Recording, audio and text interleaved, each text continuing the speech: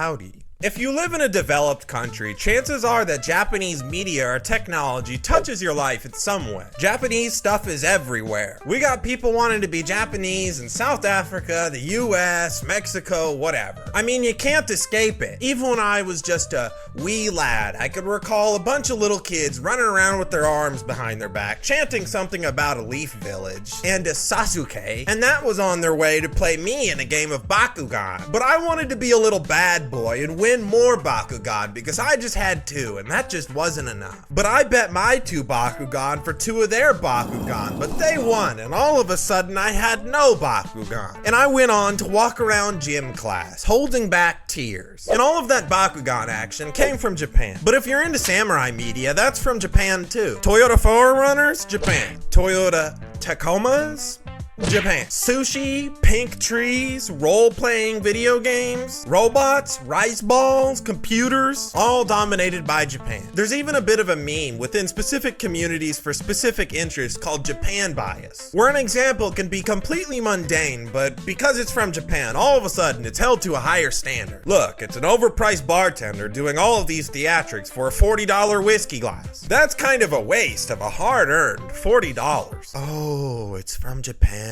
Oh, wow, very neat. This applies to athletes, tech, fashion, and so forth, and it mostly comes from the West, although very much not limited to. But a short 80 years ago or so, the notion of Japanese culture being idolized would net you strange looks from nearly every country where it's heralded now, save for a couple, of course. The Allies were fighting tooth and nail to subdue this imperial threat, and the conflict was widespread and brutal. I mean, imagine telling the grandpa in Iowa that the country that put him in a POW camp, more inhumane than he could comprehend, was getting in trouble with the US again. But this time it's because our people won't stop buying their cars. And then go on to tell him that the Japanese wrote a comic book series called Berserk, and his great-grandson's gonna get a tattoo of it on his arm. Well, the Japanese accomplished this explosion of cultural influence with 2 outlets, media and products. Post-war Japan came out swinging with exports of both tangibles and intangibles, and in its growth, the 2 worked in tandem. Let's start off with media.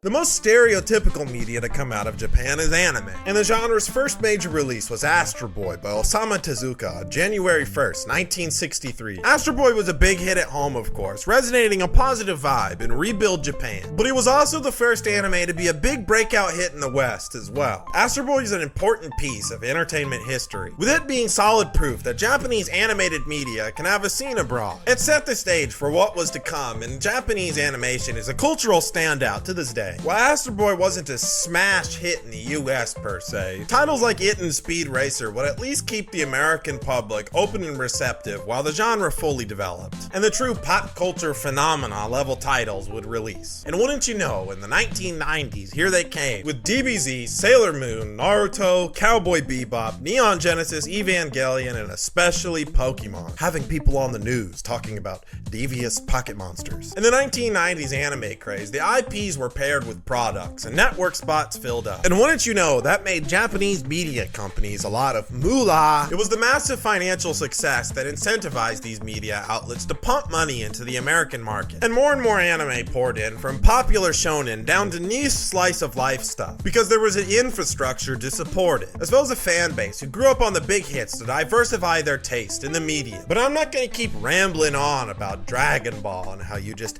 had to be there when Goku first went Super Saiyan. Before we delve into the tangible exports from Japan that did all the heavy lifting, let's talk about something a little bit more niche that opened acceptance to Japanese cultural influence behind the scenes. Artsy films. So artsy, so profound, thought-provoking. Guy smokes a cigarette and is depressed and speaks French. So real. 8 hours of the Eiffel Tower. What does it mean? A single-angle 3-hour premiere where you watch someone's parents get divorced in real time. So sad. But is it so fun to watch? No. Not at all. Listen, I'm a big time higher art guy, but I'm not going to be listening to Merzbow to wind down. But, dear and attentive listener, allow me to introduce you to a development from 1950s Japan. A filmmaker named Akira Kurosawa made artsy film, but fun to watch. Akira Kurosawa is considered one of the greatest filmmakers of all time, and your favorite filmmaker's favorite filmmaker type. What makes his come up significant is the time frame in which it happened. In 1950, Kurosawa released his breakout hit Rashomon, which shook the film world with its brilliance, and won the Golden Lion Award at the Venice Film Festival in the year of its release. For a Western country with arguably the most tenured foundation of higher art players in the world, to give the award to an Asiatic foreign film was groundbreaking, as well as a great display of integrity. Kurosawa would go on to release classics like Seven Samurai, Throne of Blood, and The Hidden Fortress in the 1950s. His directing style of mixing advanced storytelling with an enjoyable watching experience changed the game for film. Filming techniques and character arcs were revolutionized, and the influence can be seen everywhere, even to this day. George Lucas stated that The Hidden Fortress was a direct inspiration for Star Wars, and it's said that a first-time viewing of Seven Samurai will make you feel like you've seen it 100 times. That's how many movies pull inspiration from it. Spanning from A Fistful of Dollars to The Avengers, it has Kurosawa written all over it. While these movies weren't commercial successes abroad, it introduced the Western world to Japanese competence in their media and entertainment, which has a signature unique flavor of being both thought-provoking and easily digestible, in which Western artists tended to treat like mutually exclusive concepts. But Japanese media couldn't get a serious foothold abroad until you could watch it on your Japanese TV for your Japanese car. So let's talk about physical exports.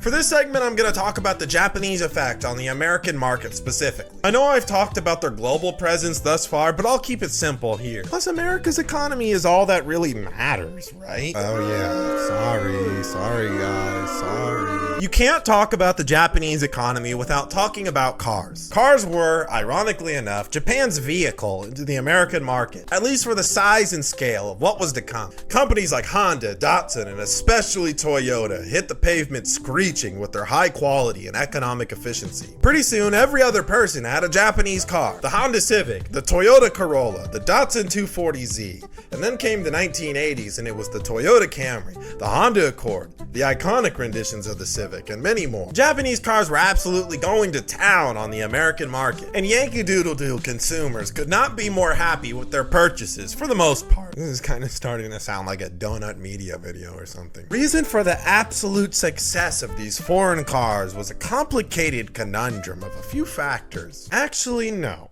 It was just two factors. Matter of fact, 'cause I'm so nice, I'll dissect them for you. Factor 1 is putting the key in the ignition, and then factor 2 is turning it, and it starts the engine. You see, Japan had a unique competitive edge on American cars where when you wanted to use them, they actually worked. As mentioned earlier, they were high quality and quite fashionable, but above all, affordable and reliable. Cars are primarily used for commuting, obviously, and in a matter as personal as your livelihood, national patriotism is gonna have to take the backseat. At that time, American car companies had serious quality control issues and could not compete with Japanese cars. The domination was so thorough that there was concerns about the collapse of the American automobile industry, and following that, the destabilization of the American job market. So in 1981, under the Reagan administration, a deal was signed with Japan to sign a voluntary export restriction of cars, with the amount of cars Japan being able to sell to the American market set to 1.68 million. This was to give American car companies breathing room and to preserve American jobs. Japan doubled down on its vessel of influence by creating assembly lines in the US to bypass restrictions and create American jobs simultaneously. This of course added to the Japanese cultural influence in the West, as now a number of Americans worked under Japanese leadership. Plus, side note, companies like Toyota released luxury cars at this time to get more bang for their buck during the restrictions. Not that important, but the Lexus LS400 came out of that. And that's one of the swaggiest cars ever, so hey. With the Japanese automobile industry's might creating a big name for the country, people expected quality out of the country, and a large variety of products became household names in the late 20th century. The Sony Walkman, released in 1979, was a smash hit, basically the earliest form of an iPod or an MP3 player. People could listen to their cassettes on the go, on the train, on the bus,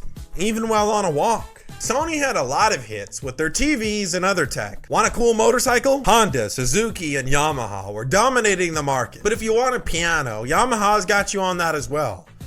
Or a boat. Really, Yamaha's got you on a lot of things. Of all of the electronics that came flooding in with the cars, probably the most monumental with its chain reaction was the Nintendo NES, hitting the American market in 1983. The importance of this lies with the fact that it's a dual threat with the two topics that we've talked about today: exports and media. Here was a headliner Japanese product sitting in your living room that projected interactable media that was also made in Japan. The home entertainment craze was next level, and companies like Nintendo, Sega, and Sony led the charge with their systems. Now people could complain about getting an easier version of the hottest new game because the developers thought the American players were too dumb to handle it. Massive popularity of these games lent a very open ear to Japanese media, which triggered the aforementioned anime boom. And the anime boom, with its common displays of cuisine, perhaps helped at least with the first non-capitalist based cultural spread with the Japanese food boom. Sushi became popular in the 1980s as a bougie and fashionable choice. It became popular enough, especially in the West Coast, for American renditions like the California roll to become mainstay. Alongside this, ramen found a scene, and by the 90s and 2000s, instant ramen became commonplace in the American pantry. From all of the products, segueing into the media, and segueing into the food, Japan was an economic superstar. In the mid-1980s, before their bubble burst, Japan had a higher per capita income than the United States. At its peak, this country produced 1/10 of the world's gross domestic product. And while the bubble burst certainly affected the common person's life, it didn't slow down Japan's trade surplus on the West in the late 20th and 21st centuries, with Western conglomerates accusing Japan of undercutting. With the serious sensory overload of all of the different aspects of daily life that had something to do with a product from Japan, naturally a large interest was formed for Japanese culture. I mean, how could you not? It's like a moderately attractive coworker that you spend 10 hours a day with. They usually wouldn't have you looking at them twice, but you know, with enough proximity, they could have you feeling some kind of way. But wait a second.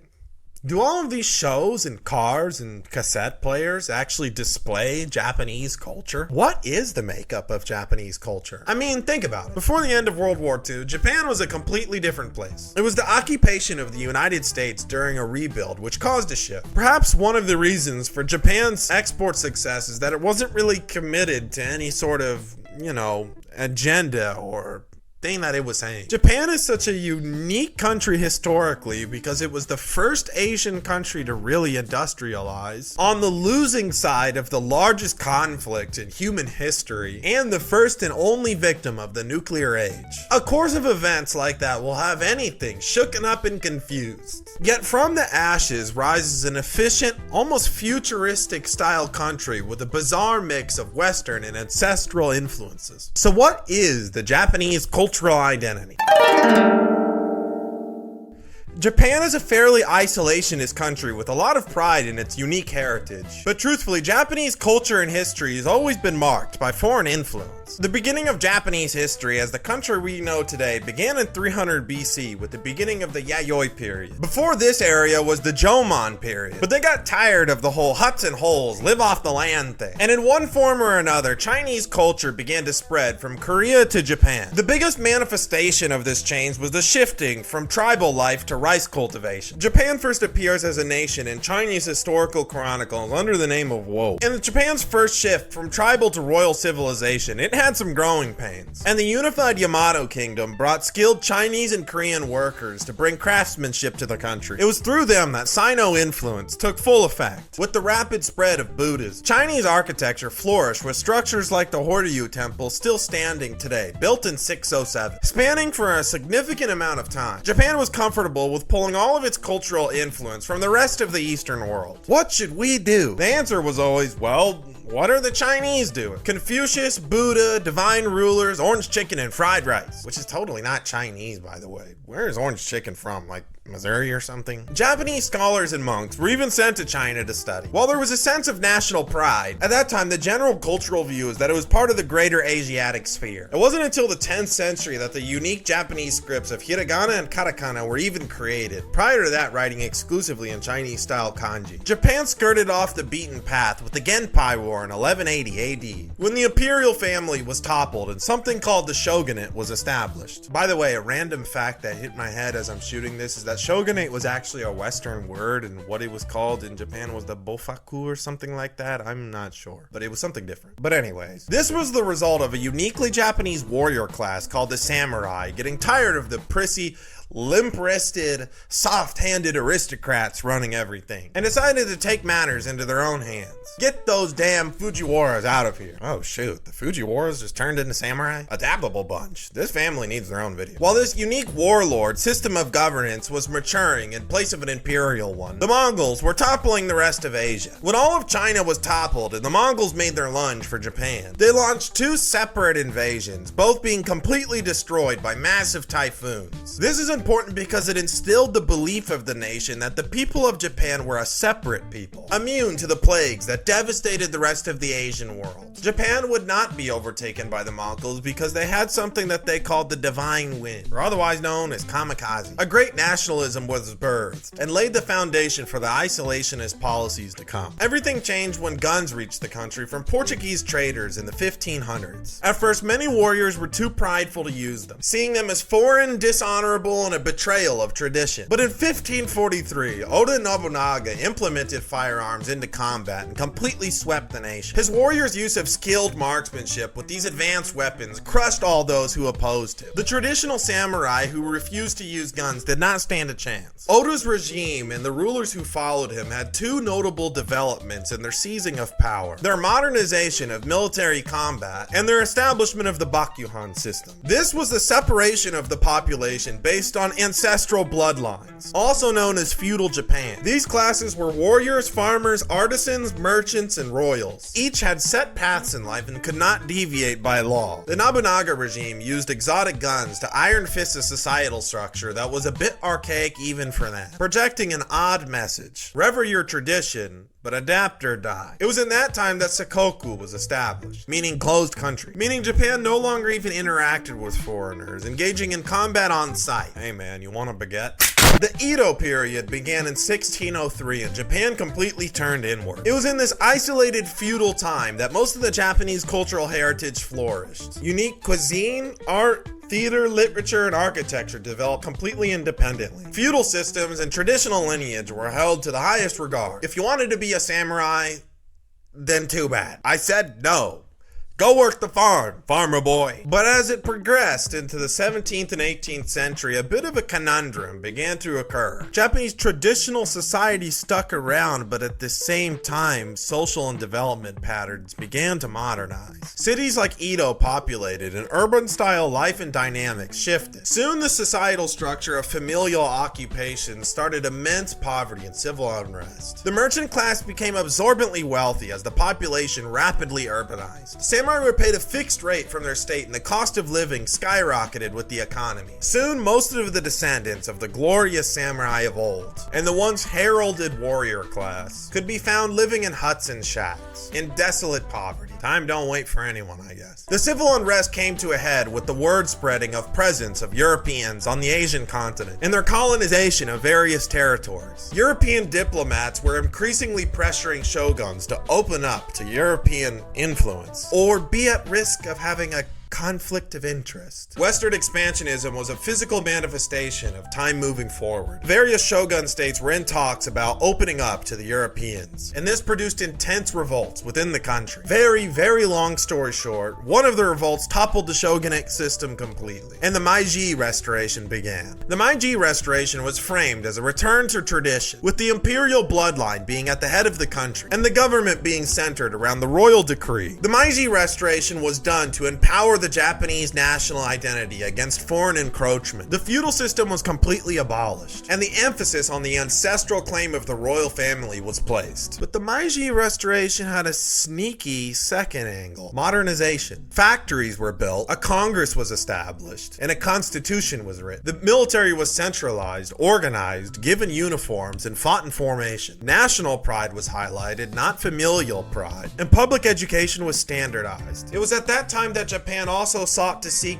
security from expansionism. It turns out the leaders of the revolt that led to the Meiji Restoration, who started it all by firing at European ships, snuck out of the closed country to the United Kingdom for observation and study. Rever your tradition, but adapt or die. I'm not going to talk about Imperial Japan and their post-war transition, as I'm not really studied up on the subject, and that's a whole different can of worms. I guess I'm not really arriving to a definitive point here either, just pointing out how interesting Japan's history is, with its constant balancing act of intense pride and national identity, as well as aggressive implementations of foreign influences. Japanese culture shifted from tribal to Sino to samurai to fascist to guys in skyscrapers just wishing they could go home. Throughout all of its different periods, the Japanese cultural identity is always shifting and morphing with its surroundings and its attitudes, with an insistment in each shift that this is the true Japanese way, and people willing to die for its preservation. A fascinating country with a closet full of incredible achievements, but some haunting skeletons as well. Both Japan's adaptability and their passion for achievement has produced so much amazing contributions to the world,